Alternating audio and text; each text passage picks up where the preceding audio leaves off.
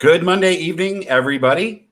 This is episode 6, Terry, of Burns and Holla. I am the Burns. I am the Holla. You are the Holla.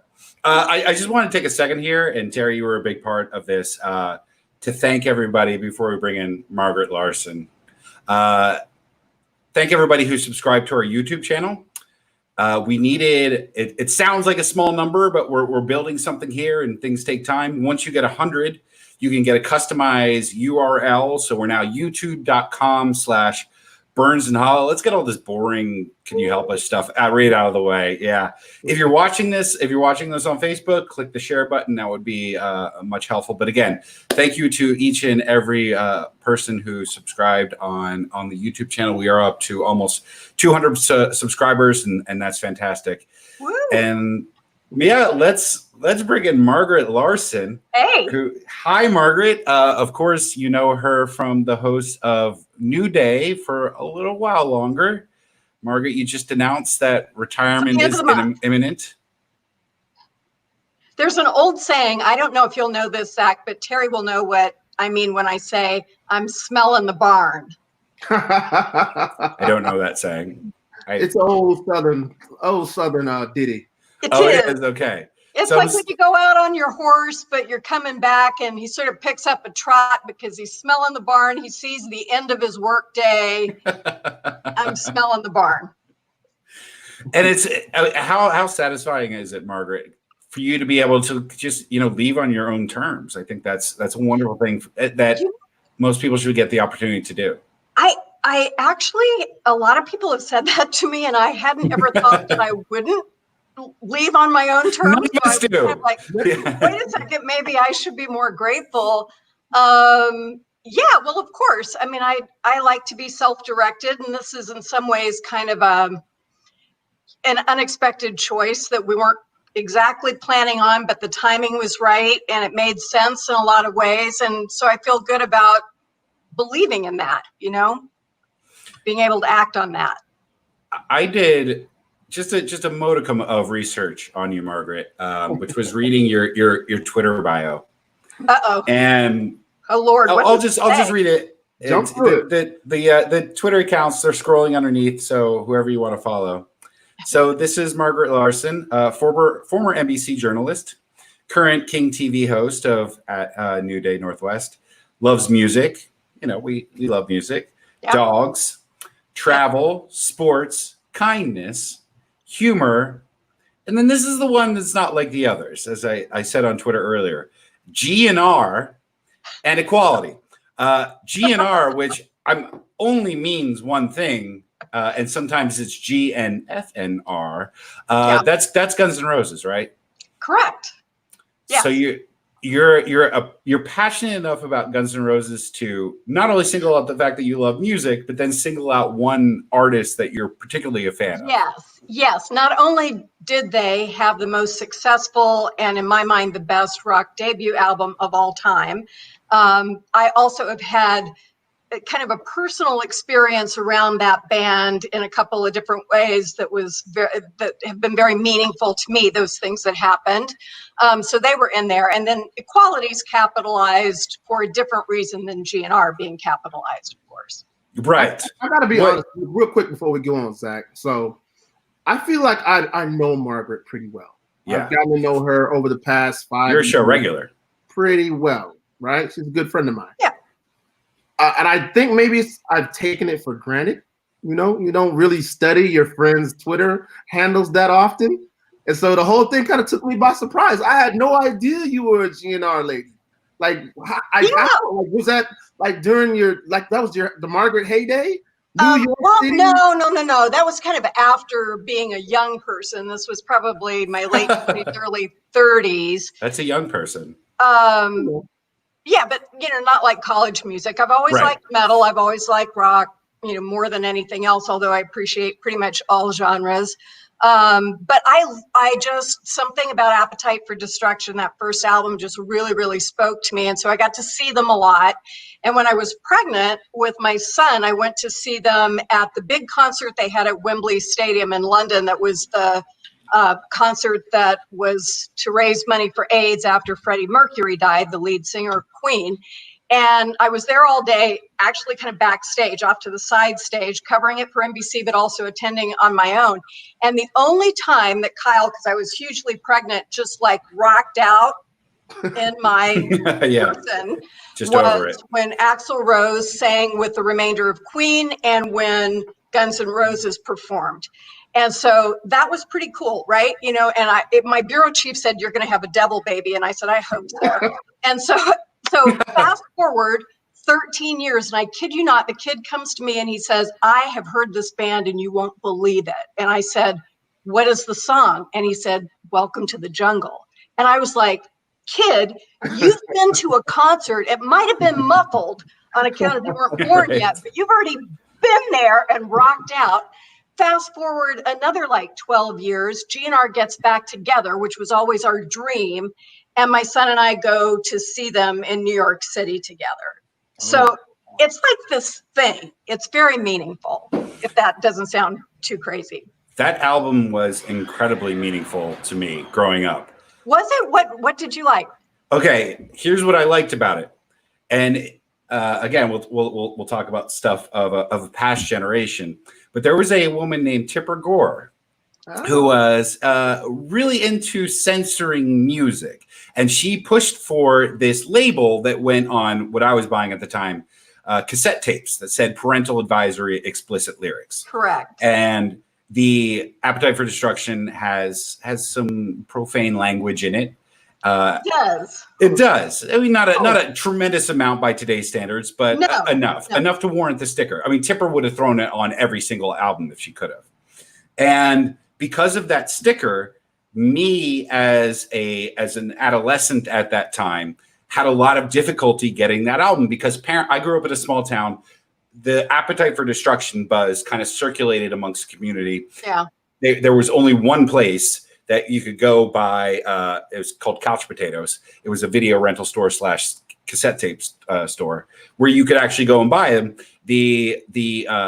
The clerks there, the owners there, they were all alerted. Like, if you sell this to our kids, you're going to get in trouble. You're going to hear from us, because he was a member of the community and he knew that there would be repercussions. So everyone was watching Welcome to the Jungle and then Sweet Child of Mine on MTV, dying to hear the whole album. And then there was one kid whose mom, because you could buy it if you had a parental, a sign off from your parent. Exactly. Like if your mom went in there with you, but most moms in community. Although how not rock and roll is that to have your mom have your mom buy an album for you?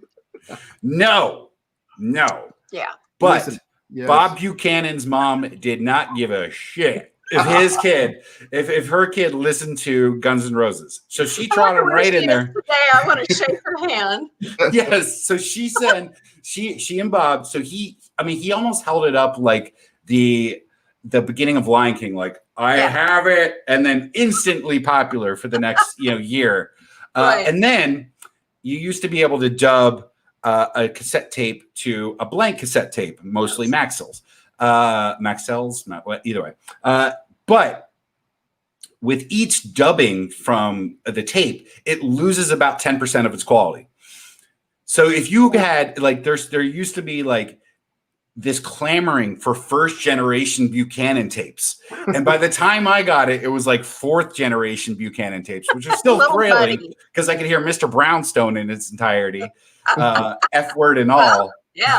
But like this one cassette tape supplied an entire school district with Guns N' Roses' Appetite for Destruction. It was a beautiful, beautiful thing. Yeah, and it shows community in action, Zach. Exactly. And it just shows kids, if they want to get their hands on something, they can get ultra clever. Yeah. And there was also big controversy about the cover art that they ended up not being able to use. And then the famous cover now is on there. And I have a flag of it in the spare room right around the corner. You have a Guns N' Roses flag in your house. I do. Margaret, Metallica flag. Rebel, like you find our viewers tonight are finding out something that they did not know about Mrs. Larson. She is a rock and roll rebel of like unthought of proportions right now. I mean, I'm being floored. I'm telling you, getting to interview Duff McKagan, the bassist for Guns N' Roses, a few times has been like one of the highlights of my life. I rarely get that impressed or worried about people because it's all just, people are people. But when I first met him, I think I might have giggled in an embarrassing manner. Mm-hmm. I know, I get that. And imagine if you met Slash, which is how the amazing thing about kind of cultural icons at the time is that we just accepted so many things about them without explanation. One about Slash was she just had a top hat, and then two, his name was Slash, and nobody was like, well, why? Right.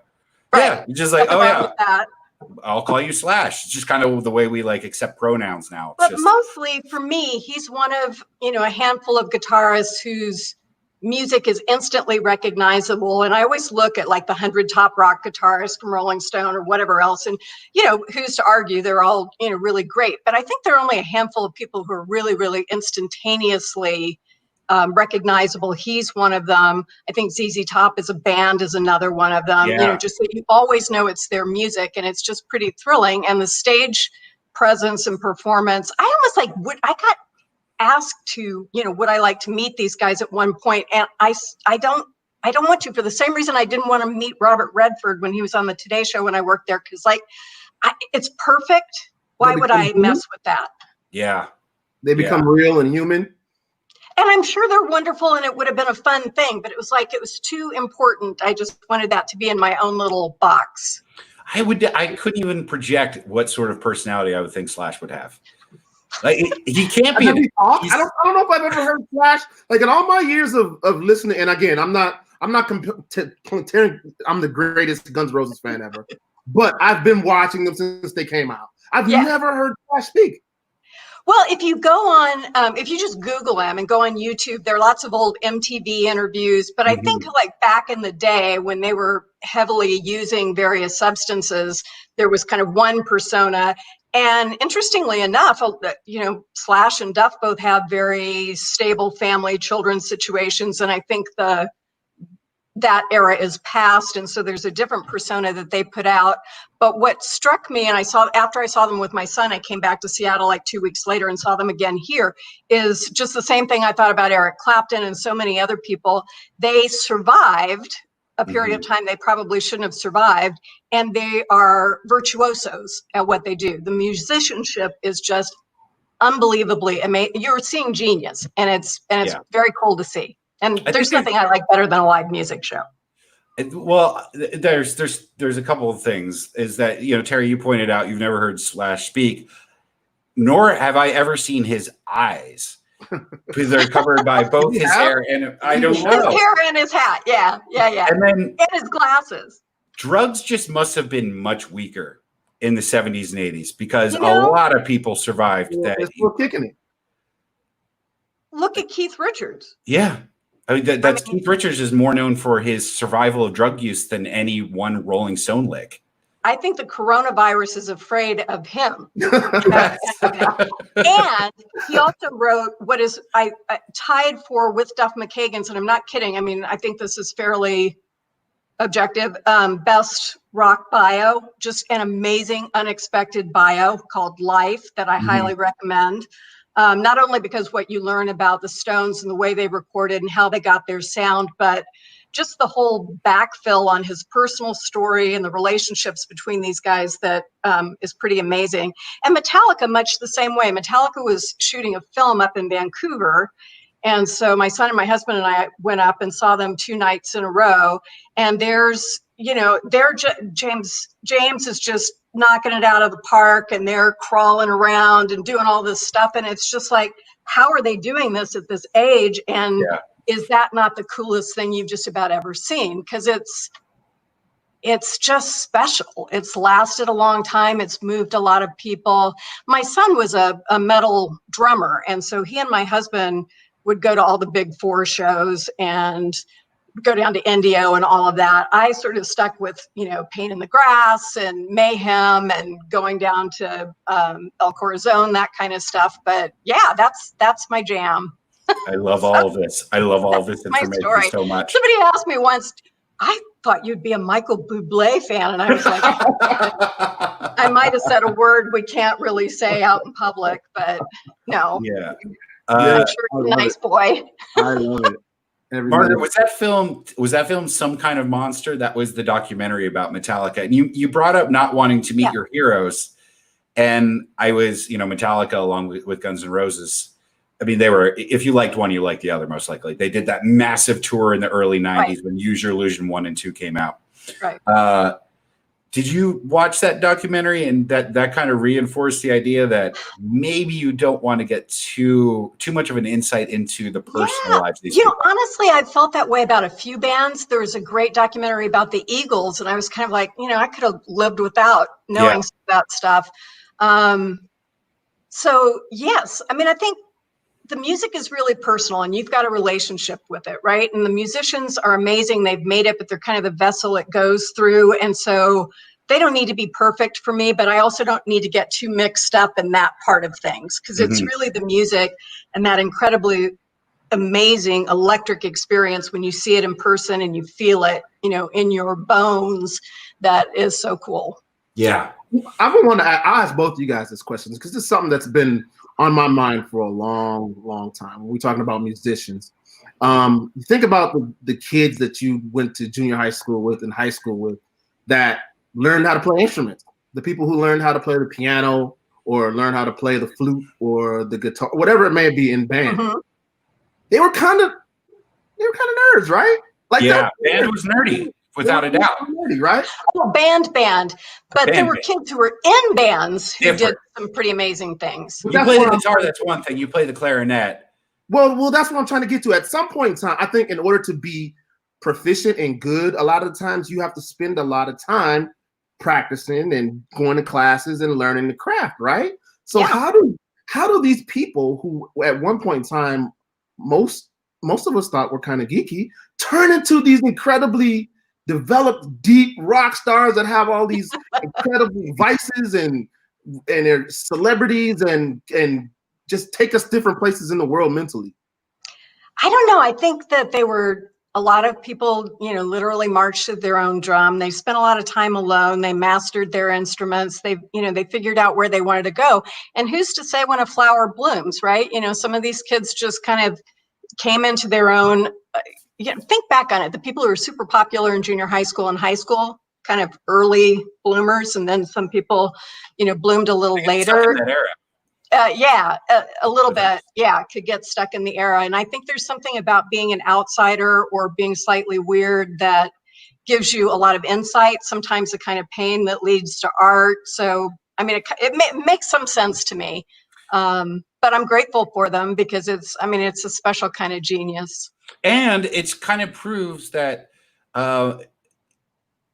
bullying leads to greatness in a lot of ways. Like, especially when it comes to, I'm not encouraging it, but everybody I know, like, you bring up anybody that's written a memoir or anybody that's written an autobiography, they have a story to tell. And rarely is that story like, well, I had a normal run-of-the-mill childhood. Right. They had to react to some sort of ill treatment. Certainly in the world of comedy, if you meet a comedy who is well adjusted and was brought up in a normal setting, they're probably an open micer that nobody's listening to. Like all of the geniuses had to overcome some sort of ostracization, and I think it's the same with music.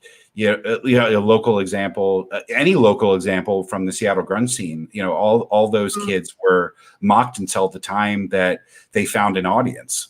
Right. So, Margaret, were you bullied? Is what we're trying to get at. I was bullied. I really wasn't. Well, my dad was in the service, and we moved around a lot. So I was always on base, and there was one school, and all the kids went to it. And I don't know for sure, but I have a pretty good feeling that if somebody was being bullied, somebody else's dad would take care of that in a pretty hot second, or mom, because we weren't out in open society. We were, sequestered on the base. There's only so far you can go before you get caught. So I don't even recall a lot of that. I mean, that was one of the things that was good about growing up that way. The other thing was that the military had been integrated for so long. So I didn't know until my dad retired and we moved to Texas.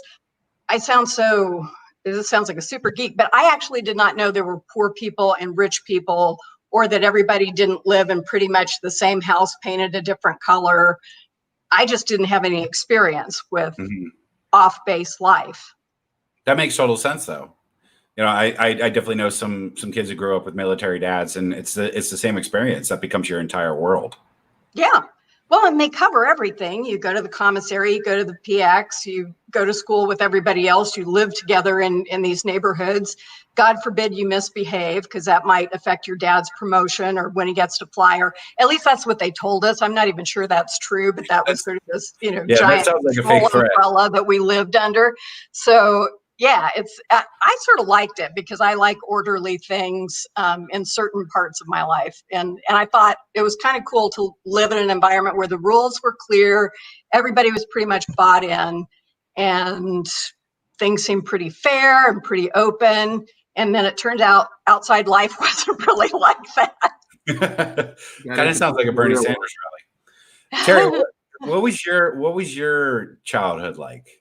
Like how would you define yourself as isn't it weird, like the 4 years of high school are so formative. It's been 6 years since the Seahawks won the Super Bowl.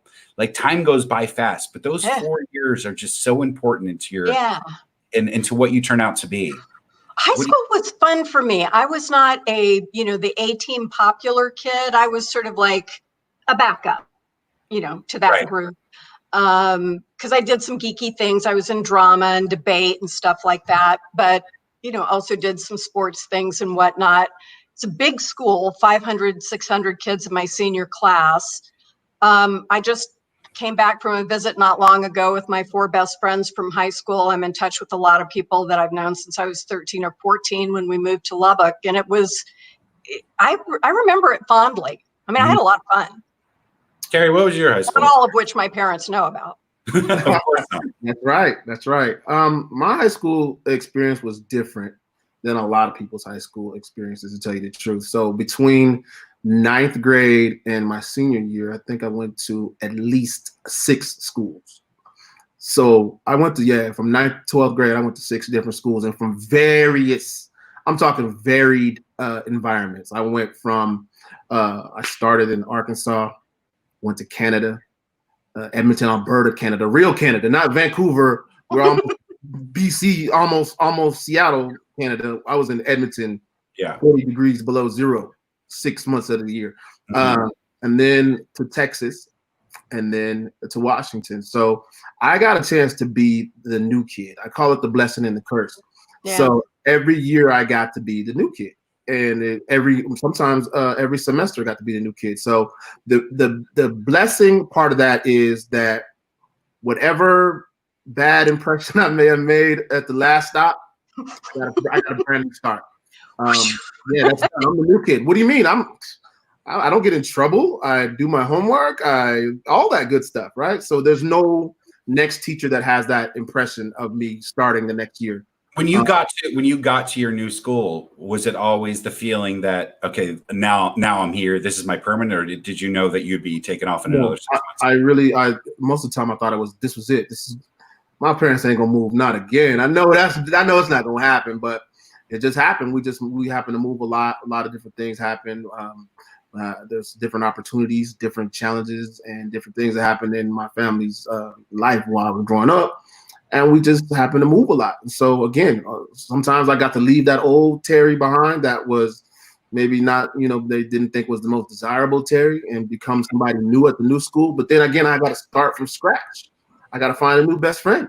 Yeah. I got to find, what my role is at this school. And sometimes it's difficult. Well, Terry, I knew you'd moved around a lot, but I didn't know till recently that you moved in your senior year of high school, which is kind of considered the hardest year of all to start over again. What was that like? It was crazy, but it was something that was mandatory. I'll give you guys the Cliff Note version.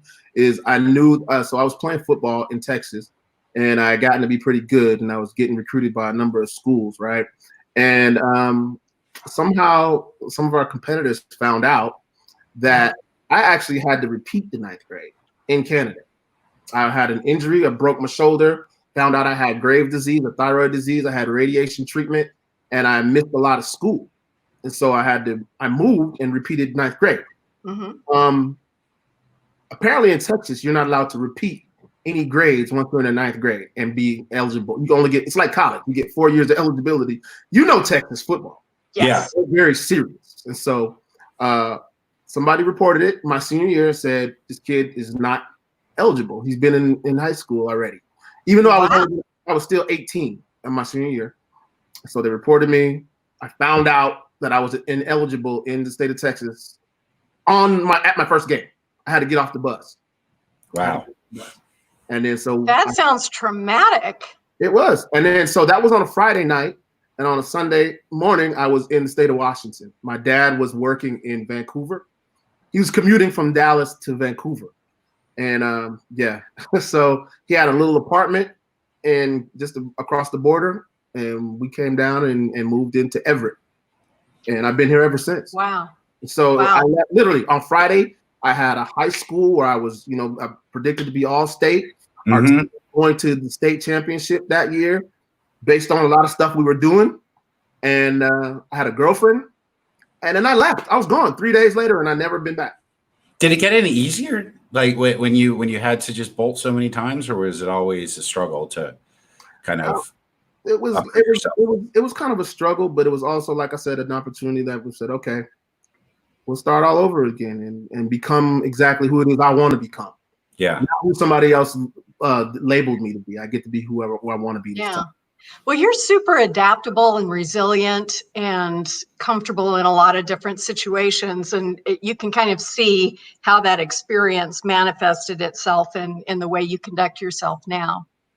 Well, the good thing about it, Margaret, is that I got to be in a lot of diverse environments with a lot of diverse people. So now I can sit on this show right here and know what you guys are talking about when you talk about Guns N' Roses, Welcome to the Jungle, Axl and Slash and all that stuff. If I would have just grown up in Arkansas, just like in right,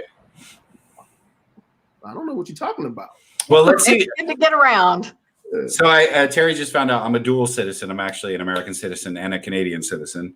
Because my parents were born in they grew up in Saskatchewan. So somewhere around my 20-something birthday, they got me the dual citizenship, which I've never really taken advantage of. But most of my family does live in Canada, so I do visit them quite frequently. And Terry, let's see much of Canada you did absorb. Uh-oh. Have you ever heard of the Tragically Hip? Yeah, I've heard of them. Okay, then you're Canadian now. Ask me about I listen to them though. Have you ever listened to them now? No. But that wasn't even the question. He just asked you. Just have you heard of it? They are the start and finish of. What about Nickelback? What you asked me about Nickelback? Okay, so there's bands that we brag about and bands that just happen to be from Canada. And I'm not going to. I'm not as much of a Nickelback hater as everybody else. Like it's just they've become sort of the poster child for really bad, douchey music, and it's not good, but it's like people literally like hate them as people. Really? Yeah, that's not very nice. Look, you can claim Neil Young and Joni Mitchell, so you've won. We have way them. back then. And you know what? We have Bieber. And you do have Bieber. You may hate or like Bieber, but that boy has been famous now for like 15 years, and that's pretty and he's talented also. Zach, very talented. Are you a what is it? A believer? Yeah, believer. I think that's no. I'm a 40-year-old person, so that would be a weird thing to claim. I'm sorry, I should have asked. Bieber, see, this is how you can tell people who don't have extremely young children anymore. Mm-hmm. Bieber he's long gone. He's no longer in the cool. Well, yes. Well, yeah, with very young people. But Terry, I dare you to say that on Twitter. I could say it. I mean, I bet you. Bieber is falling his way into the Nickelback bag. You think? Wow. Maybe. I don't know. I mean, I've only heard a few of his songs, and I think he is talented, but it was like the whole drama, and it was a little bit behind me. But I listened to such old music so much of the time that I I don't have much of a sense of who's current and who's not, unless I go on Spotify and, really try to find out. Or if my son like a tells grown me. man now, right, Margaret? Yes. Like a grown, tattooed. Yes. It's two full sleeves. Yeah. Drama. He's not the Some innocent people have young boy tattoos, anymore. Terry. Oh, I heard that. I heard that thing that people do that from time to time. Are you, Terry, are you without any sort of tattoos? I got a little ink. You got a little ink. Are you asking all of us, or are you just asking me? I always find it interesting because it's no matter what the answer, I feel like it is a decision everybody makes at some point in their life. Like, I'm going to get a tattoo or I'm going to remain tattoo free. No, when I was young and foolish.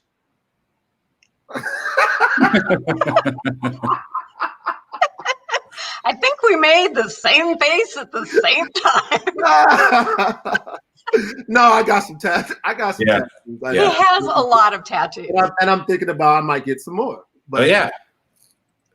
So you don't regret any of them. And that's that was the one thing I always used to hear, like, well, I mean, how's that going to look when you're 70? It's like, I'm going to look terrible when I'm 78, either, no matter what. If I have, and who cares? If you get to 70, do what you want. Exactly. Right. I do have a funny tattoo story for you guys, though.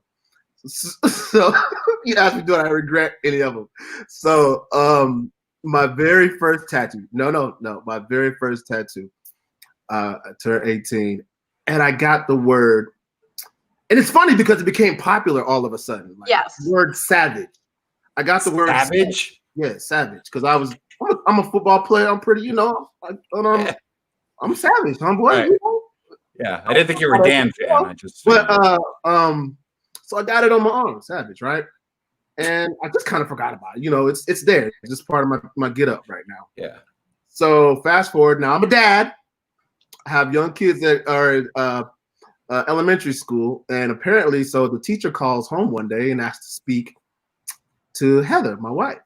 Heather's told me this story, but yeah, I didn't know you knew this. Okay, I did. So, Heather told me this. Yeah. So apparently, my daughter had drawn a picture of her dad with his shirt off, with a tattoo on his arm, and I think she had to be like in second grade, second grade, and it had the word on my arm. But instead of savage, it said slave. She thought I had the word slave tattooed on my arm. And she presented it to the class. Right.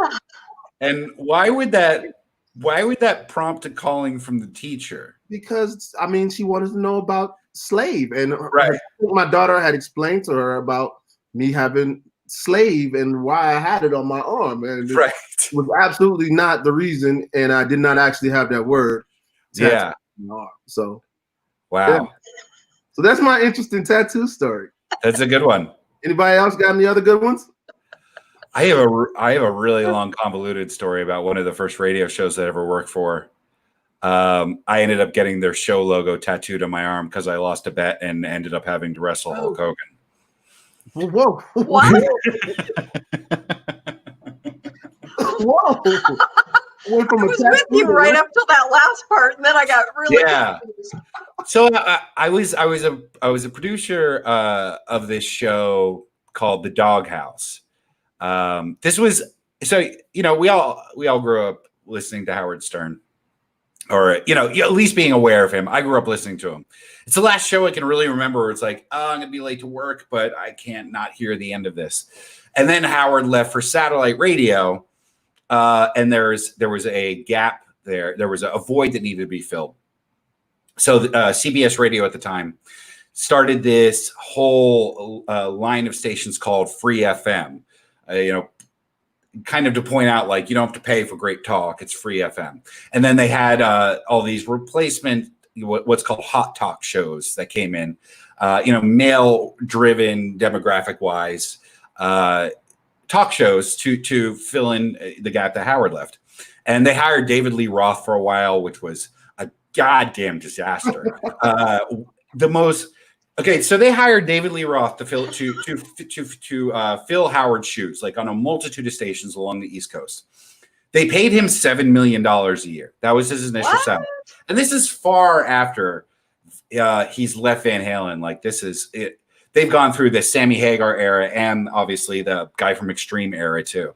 And David Lee Roth's best thing he's got going is bluegrass versions of Van Halen songs. So he doesn't have a lot of like heat at the moment. So, and then CBS comes in and is like, we'll pay you $7 million. He's like, that's great, but I'm not going to quit my EMT job. He would not quit his EMT job. He worked as an EMT. So he'd be, yes, he would be overnight doing EMT stuff, come in all whacked out because he hadn't slept. And also he was, whacked out because, I'm sure you're familiar with him. He's David Lee Roth, Margaret. Yeah. Van Halen did some of those watered down drugs, I'm sure. Mm-hmm. And then still really this is a long way to get to the Hulk Hogan story, but it's worth it. Still would come in and grossly overestimate his level of fame. Like, he would make these demands. This was about the time Angelina Jolie and Billy Bob Thornton were this weird couple. They wore vials of each other's blood around their necks. Yeah.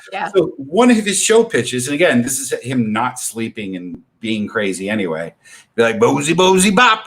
What if we got Billy Bob or Angelina Jolie in studio? We have all these different vials of blood, and then we have her drink them all and see if she could tell which one is Billy Bob Thornton's. And all of us were like, none of that is going to happen for a multitude of reasons. So that show failed. I ended up working for the Doghouse, which eventually failed too. This was about the time that Hogan Knows Best was on the air. Mm-hmm. So he would be a pretty frequent guest. And he would come in with his family. And then I honestly, I grew up just idolizing Hulk. And was explaining to him, I would love. I was you 3 years in a row for Halloween, which was absolutely true. Like, if I didn't if I didn't dress up like Michael Jackson, and then I would dress up like Hulk Hogan. And no, I don't have any Governor of Virginia type photos that might leak dressing up like Michael Jackson. Glad. I knew how to do it right. So his daughter was in, and I asked for some of his daughter's clothing to be her this year for Halloween to make the costume authentic. And he got really, really mad. Like, that's so unexpected. I would have. No, I know. Can I wear your daughter's clothes? Can I wear your daughter's clothes? This was my role on the show. You understand? Like, I had to do the uncomfortable things. So that would be uncomfortable. That was so. He's like, "You want to say that again, brother?" And I'm like, I don't want to say that again. I didn't want to say it in the first place. They told me to say it. And I'm 25 and I'm a lackey. I'm in New York. I don't know what I'm doing. I'm so sorry, sir. And so the interview ends uncomfortably. He comes back because the season finale is on a couple of months later. And I go up to him and I apologize again. We take a cool picture. I still have it. I was just like, he's shorter than me, but he is, like, in terms of just square footage, right, 4 times the size of me. So we shake hands. I'm like, it'd be really funny if you pretend you're still mad, because he's pretending like everything's cool and he knew it was a joke. If you pretend you're still mad, and then we wrestle, and then we pull some WWE stuff, and you let me beat you. One, I would fulfill a childhood dream of beating Hulk Hogan at wrestling. And then two, it would be funny. How ridiculous is that? Me beating one of the strongest men ever to appear on television. He's like, "Oh, that's so good, brother. Let's do that. That'd be so funny." So then we do the wrestling thing. Instead of that, he picks me up and throws me. And the whole tattoo. So I bet that I would get a tattoo of the show if I lost, because I was confident in the fact that he wouldn't do what he ended up doing. So he picks me up, throws me on the ground, and the ground is cement covered by this much carpet. So my head hits, I see stars. And then my childhood idol, I had a plastic figure of him that I probably used to, like, sleep with just for comfort from the monster under the bed, because there's no way he could beat the Hulk. And he says into my ear, "How does that feel, bitch?" My childhood idol. I'm just feeling, though, like if the Hulk says he's going to lose to you, that a certain amount of skepticism should be kicking in right then. Yeah, probably should have. Banana in the tailpipe. You fell for the banana in the tailpipe. First and foremost, any professional athlete is a competitor of the exponentialist, most highest degree. I've never met an athlete that likes to lose at anything. Yes. Anything. So if they tell you, yeah, I'm gonna let you win, you're not gonna win. Oh, and imagine insulting that athlete's daughter, like, and then on top, then they probably get even more competitive. Oh yeah. Yes. So that's why I have one of my tattoos. Well, the other one's dedicated to my wife. Severe loyalty that you have right there to CBS. Yeah. Well, that's a bet. You know. Yeah, that's what that is. That's a great story that goes with it. That's a great thing. Yeah, absolutely. If it were just there on its own, that might be weird. But with the story, it's very cool. Yeah. Well, and the story provides me an excuse to this awful tattoo because their logo is just garbage. Yes, is it the eye? It's terrible. You got the eye? Where is it at? On small? It's right here. Oh, okay. Yeah. Yeah. Imagine if I got on my lower back. Oh. Yeah. Hey, I got a question though for Mrs. Margaret though. Hold on one second, because I've seen this picture, especially in the last week. They've been doing tributes to you on social media. Everybody from New Day, they wanted to send in old pictures. If you've been that's very nice. Yeah, if you've been on the show, if you've been a guest or whatever, they've been posting old pictures. And so one of the pictures that has popped up, this has always been one of my favorite, and it's always been one of my favorite guests on your show, is Kevin Bacon. Yes. So I want to talk to you a little bit about Kevin Bacon. Like, first of all, what was that interview like, first and foremost? And do either of you, both of you, none of you subscribe to the 6 degrees of separation? Well, I don't participate officially, but I am 1 degree from Kevin Bacon as a result of the show. He was actually super fun to interview. There are two things. Celebrities mostly are there to promote something, right? So they know they have to bring something to the party, and they're used to doing this. So it's actually easier to interview a celebrity than it is, maybe somebody who's nervous and has a recipe or something, and they're a local person, being on TV for the first time. So he was easy. But for some reason, we got into a fairly meaningful conversation about what it's like to be famous, what that gives you and what it takes away. Because I'm an introverted extrovert. I think I'm like just a little bit more introverted than extroverted. So it takes some effort for me to do performance kinds of things. But he loves being recognized in public and loves talking to people, and just that fills him with energy. And it was just a really interesting conversation because I had always, I think just because I feel that way, thought that must be crazy not to be able to go to a restaurant or a mall or whatever. And he thought it was nuts that I thought that. So it was a really fun kind of perspective on probably part of what it takes to be a performer and to deal with fame and, keep your head on straight, which he seems to have done, with his family and all that stuff. So I thought it was delightful. Yeah. So she's 1 degree. And Zach, have you ever put it together? You ever thought about how many degrees you are from Kevin Bacon? Well, I suppose I'm 2 degrees at this point, right? Right. Yeah, I the 2nd degree. You automatically are now. Terry, have you met him? I think I just met him in passing and shook his hand when he was at Cairo Radio. He came in, I think it was about the same time. And he was in Seattle. He had that show going on where he was the cult leader, or he was following. He was the cop in the cult leader show. Yeah. And he passed by, and I was like, Kevin, hey. There's no one that doesn't recognize him, whether you've seen his. I mean, he's been. It's extraordinary to me that people.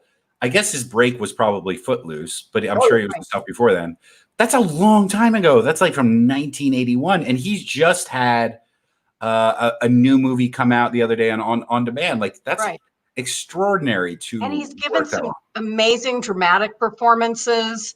And he's just one of those people you feel when he comes into a room, and that's kind of interesting too, that he's got this, he just has this bounce about him that you feel. And for the little while that I was on the Today Show, it was weird how there were people like that just kind of knocked your socks off just walking into the room. And I'm thinking Denzel Washington came in. He'd been on a red eye from Los Angeles because he won an Oscar the night before, and he looked a little bit disheveled, but he flashed that smile, and I fainted. I think I hit the ground a couple times.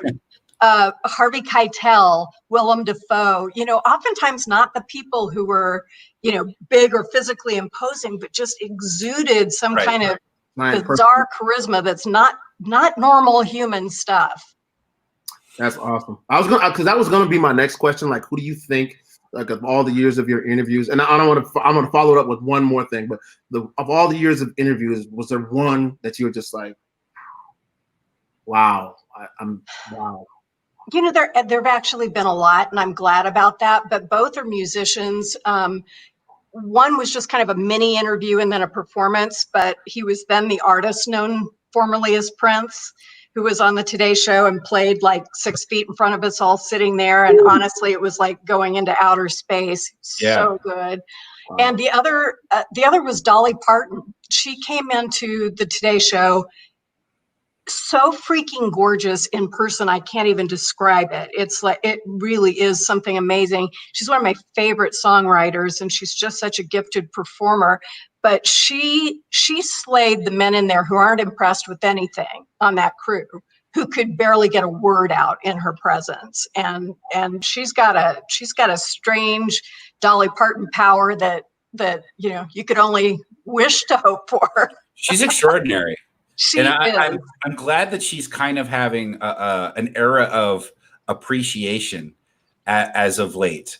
Yeah. Because I feel like she was just kind of a punchline almost for a while, which was such a denial of what the kind of music that she put out there. Well, I think people kind of got her all hung up with Dollywood and Porter Wagner and all that kind of stuff. And then she had this era where she was singing with Emmylou Harris and Linda Ronstadt. And there was sort of this whole new genre of female empowerment music in the best sort of way, nothing kishy, just like it was for real. But her songwriting talent is so strong. And now, maybe because of Dumplin' and some other stuff, people and the Highwomen and other, female artists who've paid homage to her, she's getting a second look because she's a genius. What's funny about what you said is, I think people may have made light of Dolly but not to her face and not in her presence. And I think that goes for a lot of people, because there were some times where people made fun of Prince or Michael Jackson. But those are the people who, when you say the name Dolly, you don't think of anybody else in the world except Dolly Parton. When you say, Prince, we know who we're talking about. We're not, I'm not confusing that with Prince William. We know Prince and then Michael, I think when you get in the presence of these people, I feel like you would finally be fully enveloped in their aura and just be like overwhelmed. I know I would. There's just something special. And I mean, I believe everybody's equal and we are all, inherently special as human beings, but there are some people who are just gifted with some talents that you can't deny. And it just makes you happy to be a fellow human with them. Like they couldn't, there's certain people, and I feel like Prince, Dolly, everyone you mentioned, they couldn't help but put out the stuff they put. Like it's, and even to use, Kurt Cobain, if you ever saw a montage of Heck, like if he just had to create, it's like they don't even have a choice. This is just what they do, and they wouldn't know what to do with themselves if they didn't. And I feel like that's a really good point. That's such an insightful point. And I thought about that when I like to watch their performance on MTV Unplugged, because that was one of my favorite, performances from them ever. And it's like a person possessed, it's just something. It's a joy to witness. It's a powerful thing.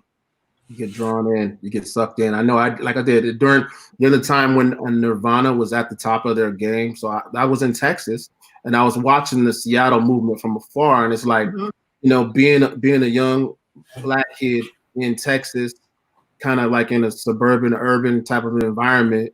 Most of us, it was rap music and hip hop and stuff like that. But there was something that was going on. I had no idea I was going to be in Seattle ever a day in my life. Yeah. I was like, when they would come on MTV, you'd be like, I was like, oh, something is going on with this young man, where you're just drawn to it. And you have it. And that's so smart, that, kind of cross genre thing when you hear something that's so good that even if it's a category of music you generally have no interest in, it doesn't matter. All of that falls away. There's something kind of universal and special about that. And I just love that sort of thing about people. And sometimes it's people you've never heard of or people you'll never hear again. But there are just some really amazing humans out there. And Dolly's one of them. You brought up Dolly. That is a genre of music I don't particularly care for. But my go-to Christmas song is Hard Candy Christmas. Like, it's both beautiful and morose, and it's just 100% Dolly. Right. And I think of her, I mean, there was a lot of country stuff, but I also think of her as Americana. And I think that some of that stuff, this kind of stuff that Gillian Welch sings, the kind of stuff that Emmylou sang, those sorts of things all sort of exist in a timelessness that make them easy to enjoy. I think she's really a cultural icon. You know what I'm saying? I think about her working 9 to 5. Islands in the Stream. Well, I mean, that is Americana in a nutshell, right? Yeah. And I wonder even at this point, she's even gotten the full credit because she did do the "I Will Always Love You" before Whitney did, and hardly anybody knows she wrote that song, right? And performed it in a rather iconic movie. She sang it to Burt Reynolds, and if there's even any more of a snapshot of that era, the couple of Dolly Parton and Burt Reynolds. I'm all for it. Yeah, a simpler time. I want to talk to you, Margaret, about something. I've been wondering this question for a long time. I'm not even just wondering this question, but this is something that's been on my mind for a long time. It was the first time I was ever going on your show as a guest. And I was watching like the day before. I was like, okay, I want to see the layout, the chair, the couch, how it's going to be and all that stuff, right? And I want to see if you remember this. You had a guest on the day before. And I was like, holy smokes, I can't go on after that. So there was a guy that was on the movie Friday. Called Big Perm. And he came on Faison Love, the comedian. And he comes on, right? Do you remember what I'm talking about? Yes, Margaret? I absolutely do. So can you tell Zach what happened during that? Because I was like, oh, is this real? You tell this story. I want to hear it from your point of view. So as I saw it, right? Okay, and I'm seeing, like, literally I'm sizing up the couch. I'm like, okay, I'm gonna sit there. Marcus Trufant is gonna sit there. Because there's a big, kind of wide African American male coming on the show, and I'm like, okay, that could be me right there. I'm a little slimmer. I can fit. That's right. So he comes out and he's holding something. He's like, I have a gift for you, Margaret. And it's like a big. It was green, right? It was green, some kind of vase or something. It was a big glass thing. And he goes to hand it to her and goes, bloop, flips it, shatters all on the ground. You know what? It wasn't his. It was a prop of ours that he grabbed. We had this problem actually with several comedians, including one who ate an artificial lemon out of our decorative lemon bowl. You could not have any props around the comedians that came on the show without something semi-dangerous happening. I don't know what it was, but we were like, okay, clear all the gizmos before they get out here. Okay, I think we have some clarifying as to what it was exactly. A ceramic owl. That's right. Maybe he had on a green shirt. He had on a green shirt.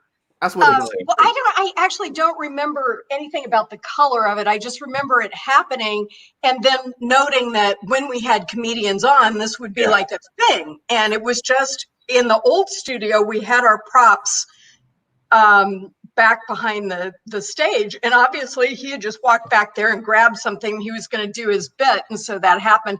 But he was a big deal because a lot of people on the staff are our Friday movie fans. Lindsay Seavercroft, who's the head of our local programming, was like almost afraid to meet him. Who was the other guy that there was another? Can I ask you, Margaret, real quick? Who ate? Did they eat you brought up someone ate the fake lemon as a prop. Yes. Did they take a bite, realize it was, well, one, why would you bite a lemon? Or did they actually like try to finish the lemon? And was it Tom Green? They didn't finish it. No, it was a decorative bowl of lemons, and it seemed obvious to me they weren't real. Yeah. But either way, you'd have a question about why you would bite this. We were kind of worried later, are they made of asbestos? Have we killed this guy? What's going on? I don't think he cared. You know how sometimes when comics get caught up in the thing they're going to do, I've been watching a lot of Parks and Rec lately, and just seeing what Chris Pratt does, where he throws himself into walls, and you think, oh my God, I know exactly what he was like in junior high or when he was starting out. Just whatever would make you laugh, even if he broke all of his bones. It was kind of that kind of thing. And I never know what to say, because I feel like I have a decent sense of humor, but I don't know that world, and I'm kind of like, am I supposed to eat the lemon too? I'm just not entirely sure how to respond. I don't think there's a protocol. Things like, okay, that happened, and then ask another question. So yeah, that was my big question. Like from that particular episode, like because I didn't know if that was something that you guys had planned, because you look like you were like, oh, okay, well. And then I think he broke something else too. I think there was like 2 things that he broke, and I was like, there may have been. We should ask Sue if she would remember more. Sometimes I think I blank out a little bit some of these things, and there's so many segments. The producers produce segments, and they know it pretty well. But I'm like, here comes one and one and one and one, and so sometimes I sort of remember the big picture, like something got broken or thrown, or somebody tried to hug or kiss me or something weird like that, but I don't always. So Terry, did you feel like, oh, now I need to make a big entrance? You just like picked up the table and just smashed it against the wall? Yeah. No, I didn't. I have yet to break anything on New Day. I know of, That's, and again, that's why I was like, oh, this is a terrible precedent that's being set for me the day before. Like, I don't want to break anything. I'm so glad you didn't. I'm so glad you didn't. No, I remember you and Marcus coming on the first time, and it was just, it was really cool because you guys have so much time invested here, could talk about football, family, philanthropy, so many things. And it's always been a pleasure. I'm going to miss working with you, Terry. Yeah, it's going to be But sad. we're friends, so we're not losing each other. We're just phone number. I'm going to keep, can't I keep the one I have? So I don't have to change my. No, you're supposed to keep it. Okay. Yeah. Oh yeah. Moving to a different part. Yeah. You can. Yeah. You should keep the number, and you can come and do this whenever you want. Thank you. And also I'll confuse people with the 425. So that'll, that's good. You want a bit of mystery with your phone. I have an 816 and I like to, I love it. I feel a little special having the alternative area code. So the alternative. Margaret, what do you, we are still obviously, because we're doing the show like this and not together. What are you missing? Oh man. I really do miss being with people. I'm an only child. And as I said, I have a lot of introverted tendencies. So the first part of this were like a dream come true. Yeah. But then like 2 or 3 weeks in, I so badly just wanted to go to lunch with my friends. I just wanted to get a hug and talk in person, and that contact, or just be in a noisy restaurant, just in humanity, even if you're by yourself. I really miss it. And I think it's taken a toll on people. I see a lot of people around me who are, this is getting pretty serious. And the fact that it's now obvious that we're going to be in this situation for many more months. And Terry, your daughter, Tiara, just graduated from high school with none of the high school stuff. That kind of stuff just kills me, because it's it's robbing people of a lot of really important things, not to mention that we have, 2-parent households trying to figure out 2-parent workers in a household trying to figure out what to do with their kids. None of us knows anything about what's going to happen next. And it's a weird time. It's a weird time. Making television this way is really hard too, because, we did this thing where people came into a studio. So we were shut down, pronto, because we didn't want to have, the management didn't want guests coming in the building. So I got sent home. So I broadcast from my spare bedroom. I'm in the hallway now from the living room, and we do interviews on Zoom, and then we quilt it all together in a taping session. And so everything you do takes about 10 times the amount of effort it used to. Consequently, we have only 2 new shows a week, and it's just weird. I'm sitting in my living room. It's kind of like one of those anxiety dreams that I used to have, where they wake you up in the middle of the night and say, you have to go live from your living room. And now I really do have to. And then is it weird too, Margaret, like when your workday is over, you're still just in your living room? We're home. this is the other thing about just retiring. I'm also going to retire, and no big party where you hug your friends and get your pictures taken and all of that. I'll just sign off, and then I'll walk into the kitchen, which is 20 feet away, and that'll be that. It's pretty unceremonious to be real. Yeah, I'm gonna drive by your house and honk. How about that? I love those. Please do. Yeah. I would feel so good about that. I honestly feel I had a wonderful 60th birthday on the show. The staff surprised me and flew my son out from New York to surprise me that day. And it was such a cool thing. And I sort of feel like I'm just going to consider that the retirement celebration because it was such a cool day. And that was so nice of them. Yeah. Yeah, we're all trying to, I have some friends that had milestone birthdays this year, the big ones, the 40s, the 50s, and it's just, they full and accepted at best. We're going to get on a Zoom call. They'll watch me blow out the candles or whatever ceremonial thing you participate in. And that's just the way that it's going to be. But yeah, it's definitely taken an emotional toll. It's one thing I do realize is that I do need human connection. I'm a fake introvert, like I like doing things on my own accord. I'm not an extrovert, someone who needs to be out there all the time, but I'll run into a cashier that we're on a first name basis with. And it's like, oh my God, it's my best friend from high school. Like, it's so exciting to see a familiar face, masked as it may be. It is.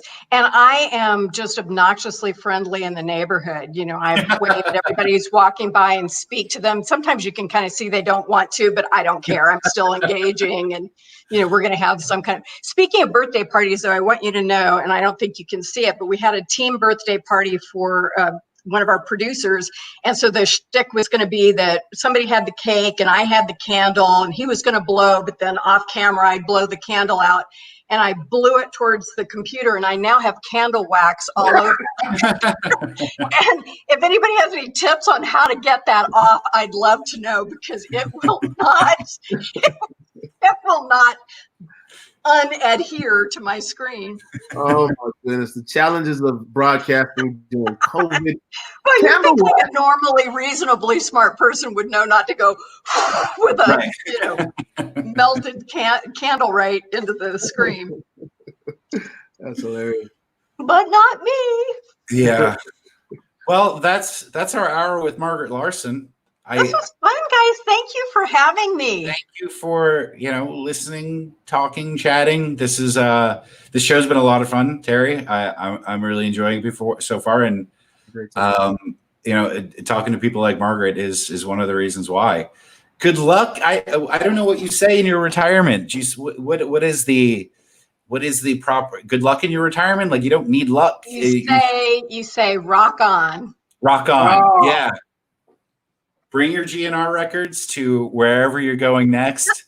That's my favorite piece of information that I've learned in the past few days. Oh, I talk about it so much. I feel like everybody knows it. I feel like they don't really believe me, but I told you I had some meaningful story, but I will be doing things even if I'm not working. So this is not a retirement as in I'm going to go someplace and be in a rocking chair somewhere. Well, I might be, but I'll be doing other things as well. I wouldn't expect that. You have enough. Good. I feel like when media people retire, they don't retire like other people do who just have no idea what to do with themselves. One of the reasons you're in media is you have these unfulfilled curiosities, this jar of unquenched knowledge that can never be filled. So always trying to fill that up. Or, maybe you'll just get really into Candy Crush and that'll be. I went through that phase. Yeah. I had a little bit of problem with Angry Birds. That went on way too long. Yeah. And now it's still Words with Friends. So if either of you do that, I'll try to hook up online. How did that get away with not being sued by Scrabble? Like, it is Scrabble. Like, I'm going to say yes, it is Scrabble, and I don't know. I guess the internet's just a wild frontier. And fee that goes along with it. Who knows? I have no idea. A whole new ball of wax right now. Right. Absolutely. Well, I will be a subscriber as soon as we get off. Yeah, I tried to before, but I couldn't remember how to sign in to YouTube, so I was having some problems. Anytime you can come aboard, it would be great. You'll be number 188. Count on it. Thank you, man. Appreciate it. Thank you so All much. right, Margaret. All right, Thank Terry. you. All right, Zach. Next Monday at 6:00, we'll be back. And again, Margaret, I don't know, when you're retired, do you have anything you need to plug at all anymore? Any? No. Okay. The only thing I would plug is please vote. Absolutely. Yeah.